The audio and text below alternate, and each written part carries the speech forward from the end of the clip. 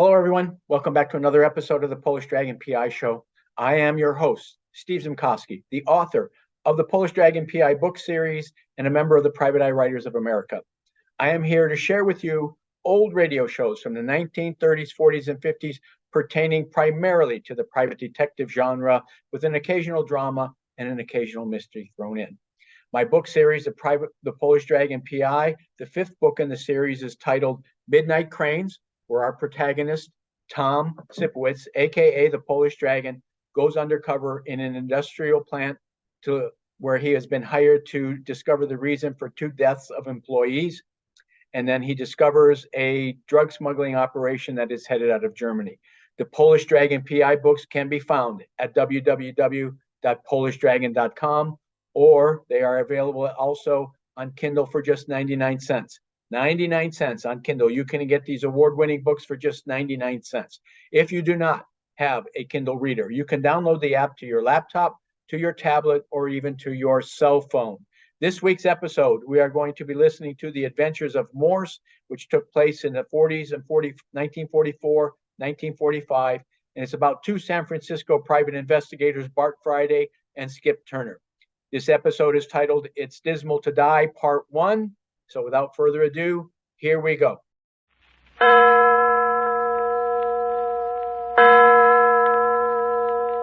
Adventures by Morse.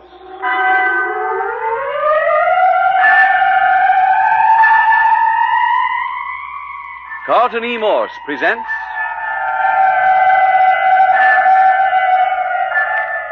It's Dismal to Die, featuring Captain Friday. If you like high adventure, come with me. If you like the stealth of intrigue, come with me.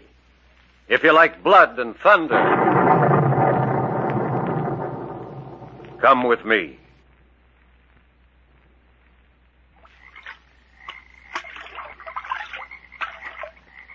When Captain Friday and Skip Turner arrived in New Orleans on the return home from the Chilean jungles, a telegram was waiting for them. It read, "Implore your help. Impossible to contact police. Can you meet me, Lake Drummond, South Carolina, on the edge of Dismal Swamp immediately?" You decided to go to Lake Drummond, South Carolina, Captain Friday? No, it was Skip. He made up our minds in about 2 shakes of a lamb's tail. You're doggone right I did. You forgot the important part of that telegram. What's that? It was signed Julie Lane. The damsel in distress. Well, you can't leave a poor helpless little female wringing her hands in the middle of the Dismal Swamp in South Carolina, can you? Anyhow, not a pretty little one like Julie. How'd you know what she was like? You never heard of her before. Brother, when it comes to female women, I got second sight. I was as pretty a hunk of gal as ever I set eyes on, too. Black hair and blue eyes and skin like wild honey right out of the comb. And married, Skip. Don't forget that. No, I ain't forgetting the look on her face when she told us her husband was lost in the swamp. Lost? Yes, that's the word she used. She said her husband had been lost in the Dismal Swamp for more than a month. It's all she told us until we were deep in the swamp. They reached Lake Drummond just after sunrise on a brilliant October morning, when a dawn wind ruffled the water, stained by juniper and cypress, to the color of old Madeira. There they met Julie Lane. He was waiting for them with a flat-bottomed boat, waiting to pole them into the heart of the swamp, waiting fearfully and begging them to hurry, hurry. In 5 minutes, they'd left the wide reaches of the lake behind them. Giant cedars and cypress, older than the memory of man, blotted out the sun. Her husband was lost, and there was no time to talk. That's all she would say. They pushed their way through networks to tangled grapevine and honeysuckle overhanging the stream. Captain Friday and Skip alternately poling and fending the boat from snags of fallen timber. The girl, Julie, hung over the bow, scanning the water for cypress knees, waiting just below the surface to rake the bottom of the boat. Snag, Skip. Watch it. Yeah, I got it. Oh, man, the fella sure picked a right name for this place. Dismal. And dark and damp and crawling. The bottom of a well would be cozy by comparison. Yeah. At least well water looks like water. This stuff looks like all Custer's army got themselves massacred in it. How you coming, Julie? All right. Stop pulling now, Captain Friday. Oh? The cypress knees underwater, whole forest of them. I'll have to pull us through. Hey, let me up front. I'll do it. No, you just waste time. I know how to do it. I know the channel. Okay, but I feel awful foolish squatting here like a blamed Injun while a little old scrap of squaw no bigger than my arm does the hard work. Just sit quietly. Skip, Yeah? you smell something funny. Yeah, this whole stinking swamp. No, I mean about the girl's story. Oh, a fish factory couldn't reek no higher. Husband lost in the swamp, but she don't call the cops. Yeah, doesn't call in anybody for more than a month after he's gone. Nobody knows about it except us and the boy's father. What I want to know is why ain't Julie's father here instead of her? You'd think if one of them had to go traipsing around this swamp, it'd be him. If he's able-bodied. Oh, he was able-bodied enough to come camping on Lake Drummond with Julie and his son, back when Julie's husband disappeared. Yeah, that's right. Captain Friday, you think the whole story's a phony? You guess ain't no husband? Oh, I imagine there's a husband, all right. But nobody but a darn fool or a dinosaur would wander off alone and risk losing himself in this primeval wilderness. There's got to be more to it than that. Yeah. Well, as soon as we get us a chance to talk, little Miss Julie's going to have a raft of questions to answer. Hey. Yeah. There. That puts us in clear water again. Hey, the creek's widening out. Oh, yes. Use the oars, Captain Friday. We'll make better time. You're the boss. Nothing but a few cypress to watch for. Man, I'm just a fella to do the watching, too. Come on back here, Julie, and give yourself a rest. I don't want to rest. I'm perfectly all right. Sugar, you're real smart at dishing out orders. Now, let's see how good you can take them. Give me a hand. Oh, I'm sorry. I didn't mean Oh, to. you're just plain chucked it out, that's all. Come on, easy now. There. Now sit yourself. Oh, but you'll have to keep a sharp lookout. It's so hard to see in this twilight. Yeah, them moss-hung trees has closed in on us till you think we was rolling around in midnight. It never gets light in the swamp. Well, don't you worry. I got eyes like a hootie owl. Well, get up there in the bow and keep those hoot owl eyes peeled. Those snags won't move out of our way. Somebody's always taking the joy out of life. Okay, Cap. Hold it to the center of the creek. Right. Now, Mrs. Lane, what's happened? What? The story. A real one this time. I'll told you to be a story, Captain Friday. Except for one thing. Oh, don't you see, I couldn't stop to explain. We had to hurry to get here first. First? Hold it, Skip. One thing at a time. Now, you told me that you, your husband, and his father made a camping trip to Lake Drummond. Your husband wandered off one day and never returned. I take it he wasn't lost after all. No. Captain Friday, he was kidnapped. Oh, now we got some. Why didn't you go to the police? Look around you. What good do you think the police were doing here? I've always lived close to the swamp. I love it. I know it as well as anybody. But there are miles of it I've never seen. Nobody has. Except maybe a descendant of some old Cajun or swamp family. Cajun?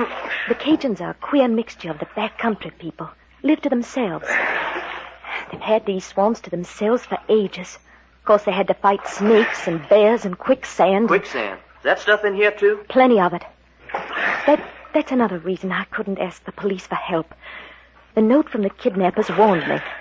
They said they'd put Johnny in quicksand, alive. Oh, great. They promised to return him safe if you paid up. They said they'd bring him back if we did what they said. But they didn't want money.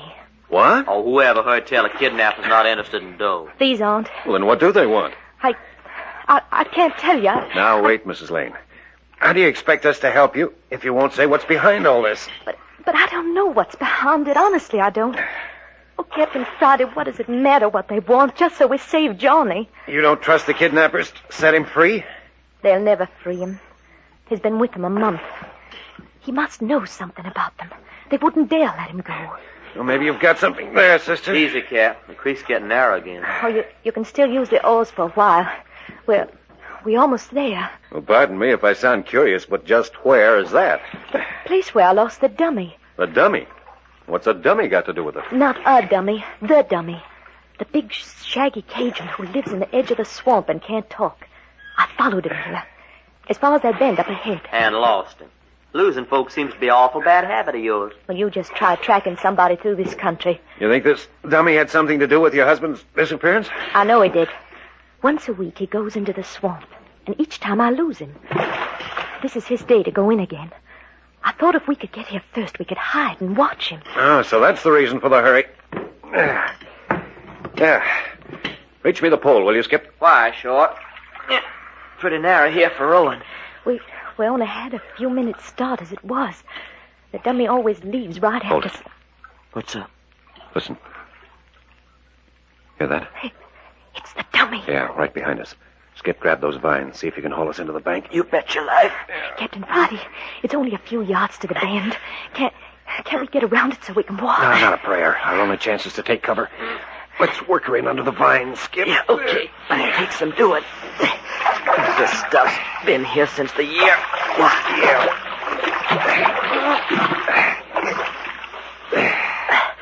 Yeah, there. Yeah, that ought to do it.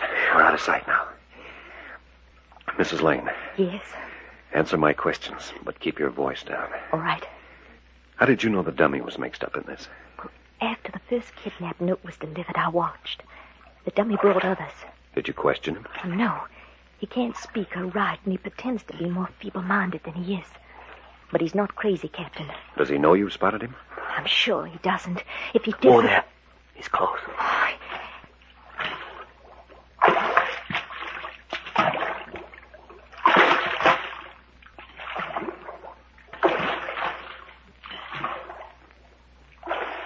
Glory, hallelujah. Do you see what I see? I do. That ain't a man, it's a gorilla. I told you he was big. You didn't exaggerate none. 6'6" if he's an inch, and built like a tar barrel. Lady, if that guy had caught on to you and wrapped a hand around your soft little neck... I know. I've been terrified, but I had to find Johnny. Listen at that. Sounds like a gorilla, too. It's the way it talks to himself. He's around the bend. Shove us out, Skip. Yeah. I'll help, Captain. Got the pole ready. That ain't necessary. Here goes. Like a rabbit out of a hole. A couple of good thrusts ought to do it. Yeah. Okay, now. Hard aport. Swell. Hold her. I can see it. Hey. What is it? Well, look for yourself. He ain't here. But he's gotta be. We were right behind him. He couldn't just vanish. Well, he has. Are there any cross streams here he might have turned down? Oh, not as far as the next bend, but he didn't have time to get that far. Well, then he's taken to a trail. Mrs. Lane, you stay here. Skip and I are going to search the banks. Right with you, Cap. Here I go. Oh, look out. The quicksand. It's all right. This stuff will hold. Like balancing on top of wet jelly, though. We won't go far. If anything frightens you, sing out. Oh, just hurry, please. You'll lose him. On my way. Yeah, get going, Skip. I'll keep in your tracks. Still going right. I can use somebody handy if this ground starts grabbing me. Nothing to do but slam straight through these vines. Now, stay as close to the bank as you can. There's got to be a trail here somewhere. Yeah, well, if there is, it'll show up like a lighthouse in a fog. And I can sure use some light, too. It's dark on the inside of a cow. Yeah. Funny to think it must still be daylight up above this jungle. Yeah, maybe we've made better time searching the stream for the dummy's boat. Oh, why, sure. He had to hide it somewhere. And at least we could tell our elbow from third base. Do you want to go back? Yeah, I might try this a little further. Hey, that's Julie. Yeah. Stay with me, Skip. Yeah. We're coming, honey. Hey, can you see where you're going? Yeah, a little light from the creek along the trail we broke. Now, there it is, straight ahead. Lucky we didn't get far. No, we're here. We're here, Mrs. Lane. What? We're here, but she's gone. Yeah, boat's gone, too. They both vanished. Just like that dummy guy. But she couldn't be out of shouting range. Hey, Julie! Mrs. Lane, can you hear me? Oh, yes. She can hear you, this charming Mrs. Lane. But I don't think she will answer. Hey, who's that? I can't see anybody. No, senores, you cannot see me. I don't think you ever will. I don't think you will live so long.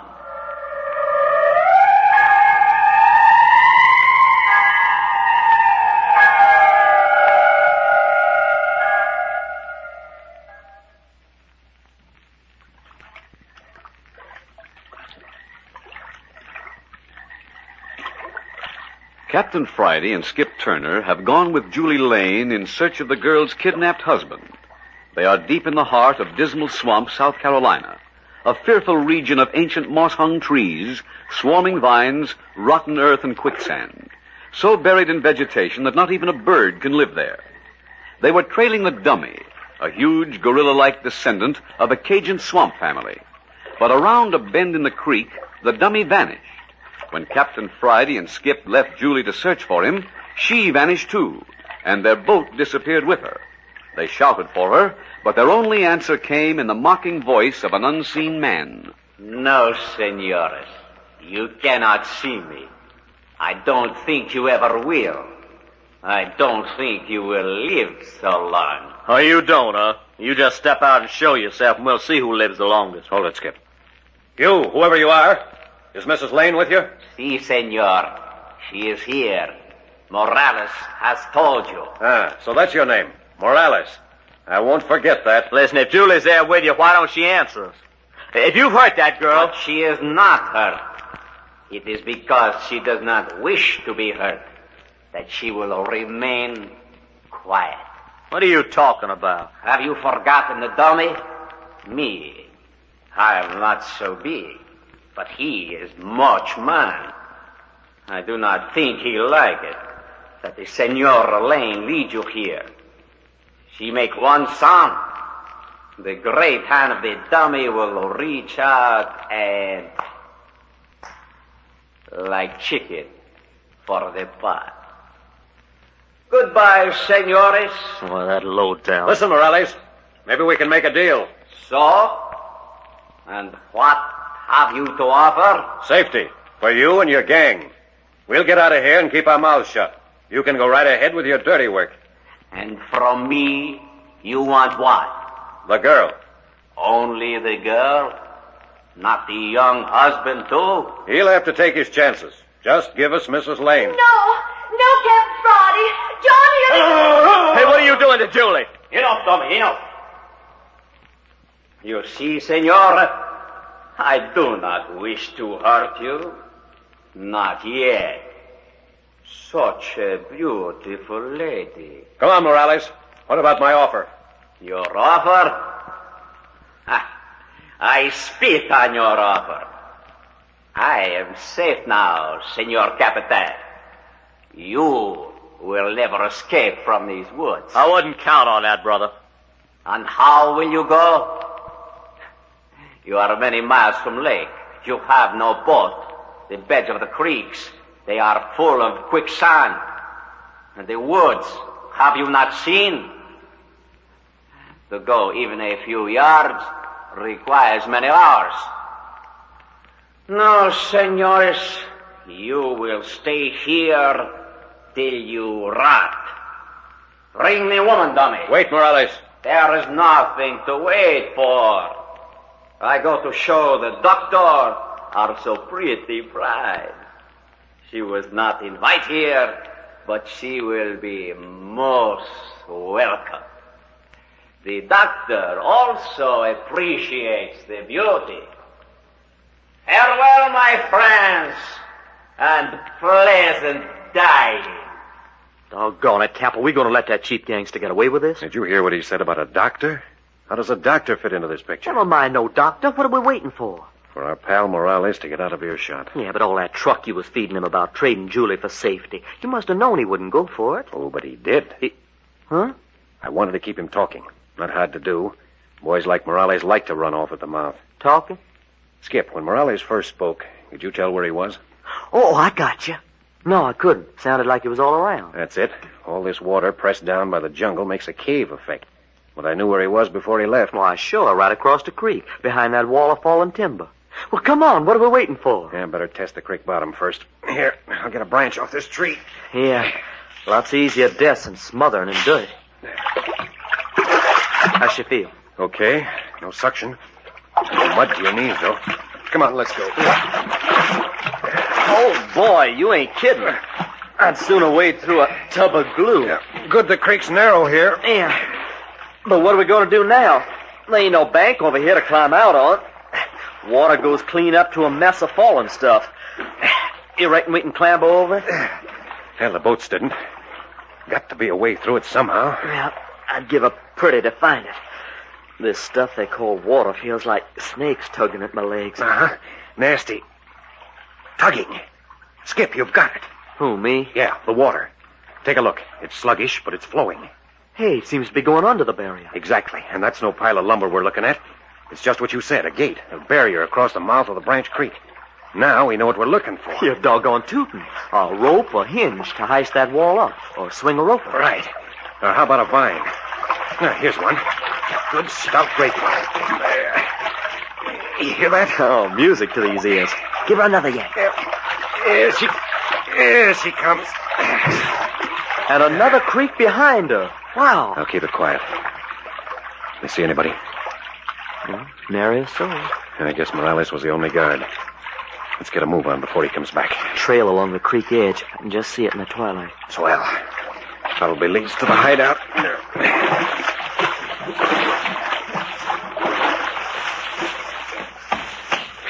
Oh, boy, it feels good to get my toes out of this mush. Yeah, we can make time on a dry trail, too. Poor little old Julie. On the way I feel, a real thorough killing wouldn't do Morales a speck of harm. Yeah, we haven't played it too smart, Skip. When the dummy let out that yell, we ought to have known we were close to home. Yeah, but Julie said he was just talking to himself. Not that time he wasn't. He was signaling Morales. Hey, look. There's our boat. Yeah. And the dummies. Skip, see what I see? The tarpaulin up on the bow has been jerked back. Well, what do you know? Canned goods. Enough for an army. Enough to keep the gang living in high for a few days, anyway. So that's what the gorilla man was up to. Running in supplies. Yeah, they had to have a pipeline. We'll make it snappy, Skip. We've got to get off this trail. The dummies due back to unload. It sure wouldn't be no healthy place to get trapped, would it? And look ahead. The path's just a black tunnel chopped through the wood. Oh, I wish we had a flashlight. Yeah, we might take to the woods, but we'd make a noise like a herd of elephants. Now, come on, and keep it quiet. Yeah. Cappy, I sure wish I knowed what this is all about. Personally, I'm up to my armpits in pure ignorance. I could ask a few questions myself. For instance, why Julie's father-in-law sent her into danger instead of coming himself. Right on the nose. And why she clammed up on us back in the boat. Oh, that's easy. She's scared. You mean her husband's old man? He might be out on a limb? Yeah, or the husband himself. For all we know, the kidnapping's a blind. He could be up to his neck in this dirty work. Could be, for a fact. Hey. Huh? Something's wrong with my ears. What's that? Well, I keep thinking I hear birds. There ain't no birds.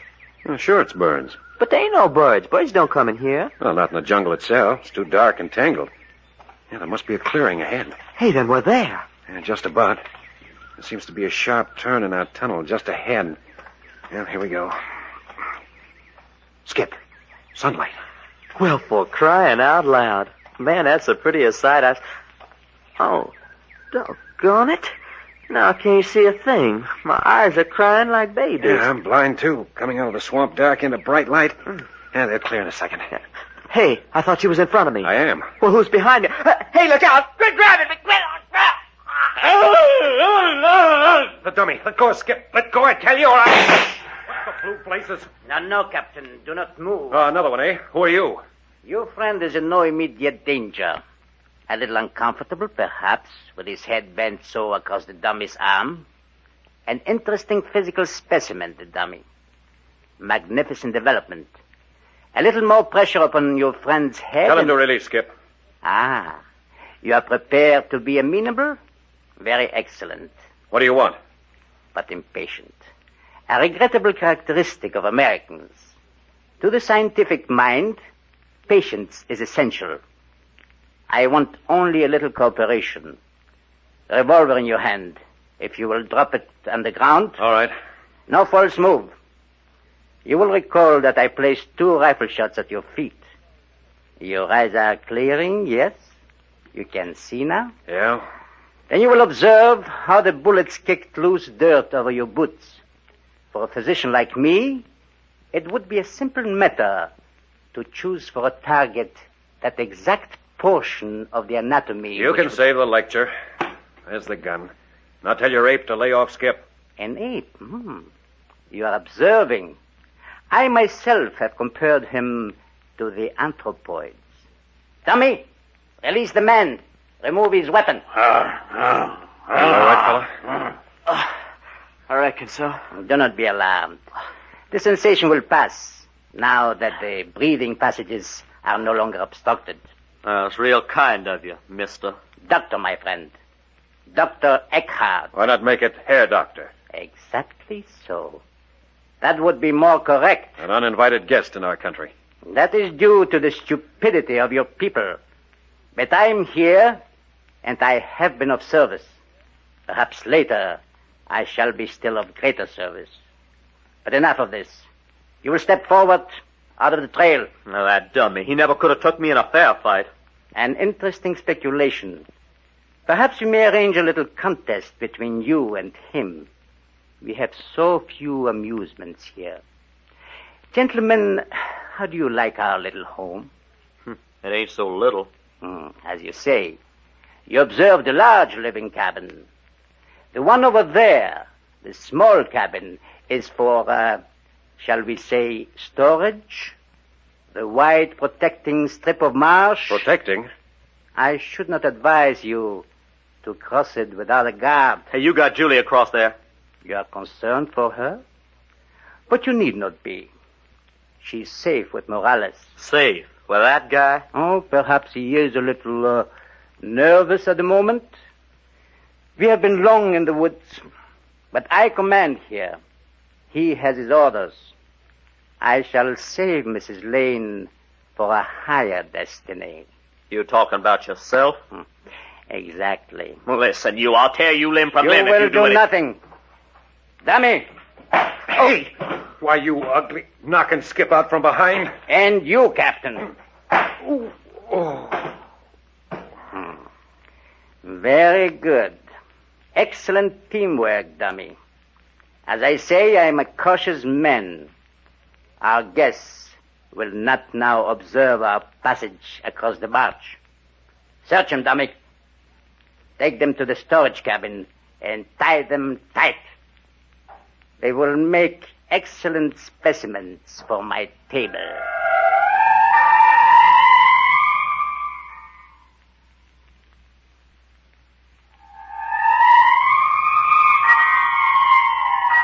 Tied hand and foot in a cabin in the inaccessible heart of Dismal Swamp, Captain Friday and Skip are powerless to save the girl Julie. The second episode of It's Dismal to Die comes to you next week at the same time. You are listening to Adventures by Morse.